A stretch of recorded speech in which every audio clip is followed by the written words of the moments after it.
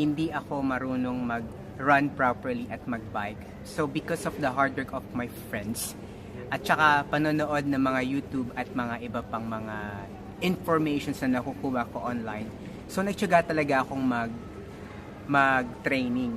Hanggang sa I did my first triathlon race, yung sprint, doon sa Roy Nasser Memorial Triathlon, way back October of 2016. So, ang nangyari, it was a history na after ng aking race na iyon. So, noong 2017, doon ako nag-start mag-race ng 70.3 Ironman, wherein you have to swim 1.9 kilometers and then cycle or magbike ng 90 kilometers at mag-swim ng at mag-run ng 21.1. So, when I accomplished that, so sabi ko sa sarili ko, ano na yung next? I want to see kung paano pa magre-respond yung katawan beyond its limit. So, nag-register ako ng full Ironman, which is double the half Ironman sa South Africa way back 2018. And now, what happened? So, sabi ko, magpo-full Ironman ako. So, what's next? Meron pa bang mas higit doon? And then, I found out na meron palang Ultraman.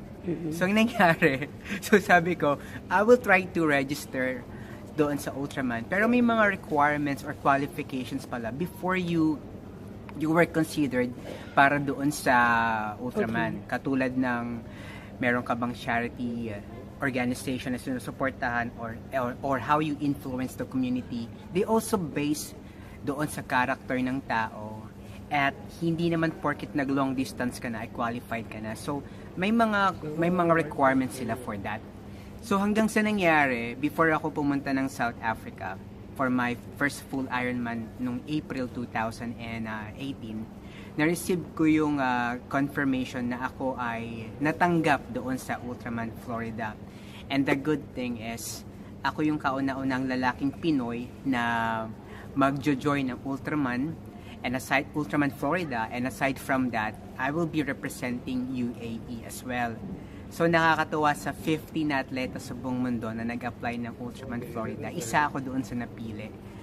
And ayun, hindi ko akalain na ngayon, February 9, ako ay nasa airport na ngayon para sa aking first Ultraman at ako'y makakarating sa Florida tomorrow.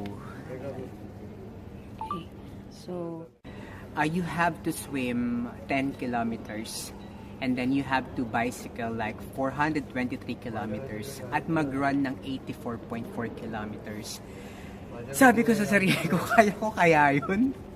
So, nung natanggap na nila ako doon, so, na-realize ko that I need a coach. So, si Jeremy Howard ng Way to Champ Endurance Coaching, isa ring world champion sa Ultraman. So, siya yung naging personal coach ko.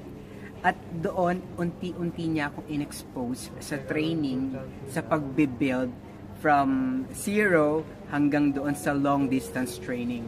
So, ang hirap sa totoo lang kasi you have to balance everything. Kasi meron akong anak, meron akong family, tas may work pa ako, may mga commitment pa ako sa iba, aside from that training pa, no? So, nangyari, yung coach ko, pinapadala yung training programs ko for 2 to 3 weeks. So, napaplat ko na yung mga trainings na yun doon sa calendar ko.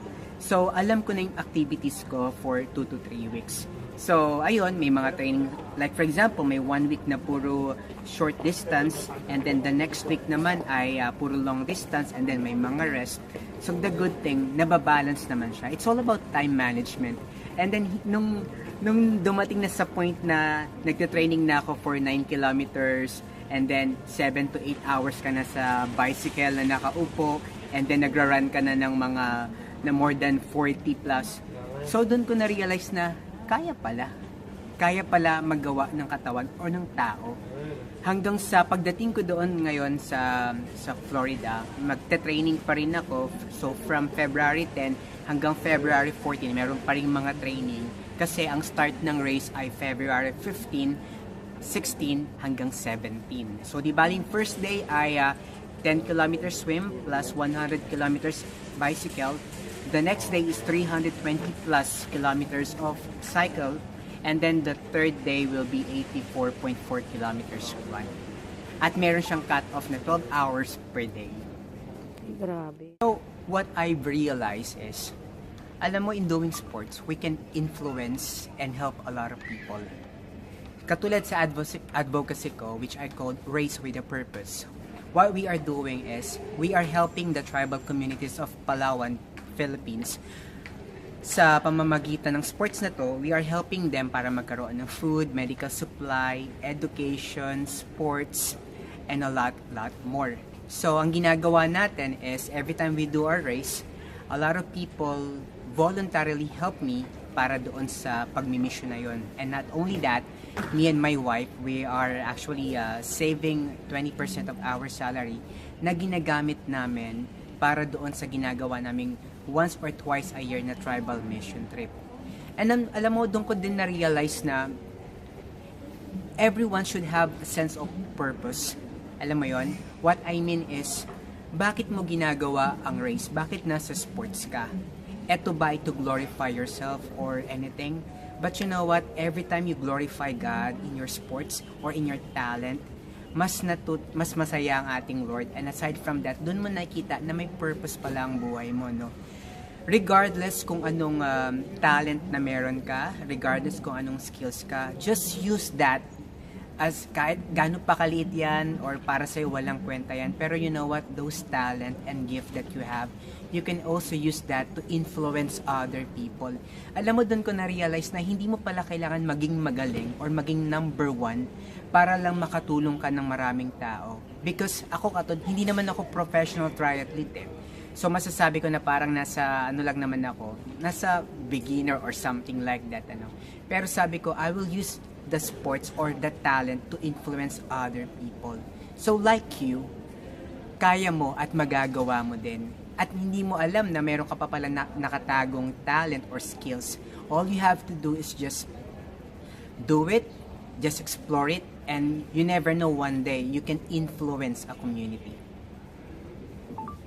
All my friends and to all the viewers, especially sa aking mga kababayan at mga Filipino communities na nanonood na to, I just want you to pray for me para sa strength doon sa 3-day race na yun. And aside from that, I am inviting you as well na mag-join sa aking tribal mission trip this coming April. That is the reason why I am doing this race. Kasi after this race, the beneficiaries we will have will be the tribal communities of Palawan, Philippines. At dahil sa race na to, magkakaroon din sila ng tinatawag na First Tribal Sports Festival na gaganapin ngayong April 28 to May 4. And then followed by a tribal youth camp ng May 6 to 10. So guys, please help me to pray na matapos natin tong race na to ng strong at walang injury. And this is to also to give pride sa ating bansa na bansang Philippines. Salamat po. Philippines, please pray for me na matapos itong race na to na gaganapin sa February 15 to 17. And this is also to bring pride sa ating bansa. And thank you. Maraming salamat po sa support and God bless you all.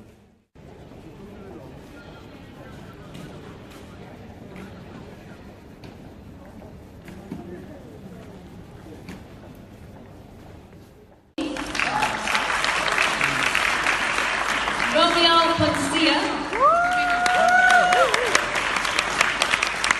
and finally Zainab Manikandam. And the winner is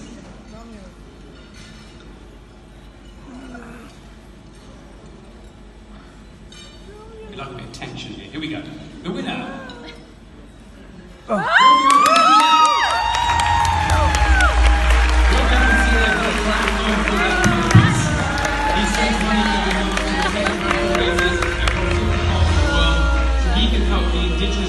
Communities of Palawan in the Philippines by providing them with health and medical programs, clothing, food, sports trainings and school supplies and more.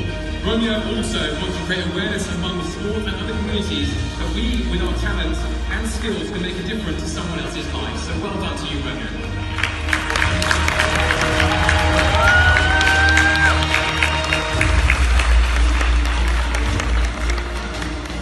So we moving on to our last award of this section. OFW Dakilang Bayani 2018 is an emergency medical technician in Abu Dhabi Police General Headquarters Emergency and Public Safety Department. He represents the Philippines in triathlon races in different parts of the world. He races with a purpose and mission to help the indigenous and tribal communities of Palawan in the Philippines to have feeding and healthcare programs, education, and school supplies, sports, and leadership training, and many more. He is no less than, let's give it up, isang masigabong bayanihang palakpakan po, Mr. Romeo Puncia III. My advocacy is actually in the Philippines, wherein I'm doing sports here in the UAE and outside the UAE. I am also a triathlete, which is I swim, bike, and run, and race with a purpose.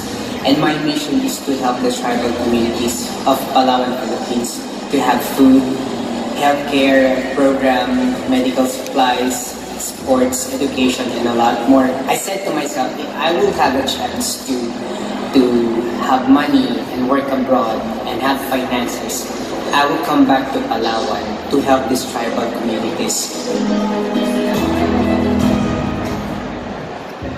Again, Mr. Romeo Puncia III.